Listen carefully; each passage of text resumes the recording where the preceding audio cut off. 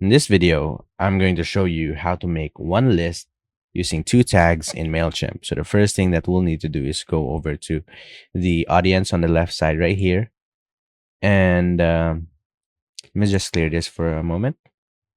And here you will see my contacts, which has two tags right here, two for each one, two for Shopify and two for WooCommerce.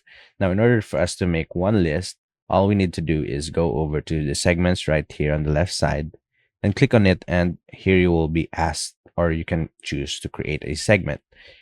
And now here we will be asked how our contacts are tagged. So just click on tags, and contact is tagged by the selected tag. So we have Shopify, and add another one, or whatever contacts or whatever tags that you have right here.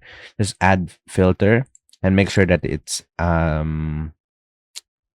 toggled to or, and do the same thing to the top right. Put on tags and contact is tagged, and add another tag right here. So we have WooCommerce.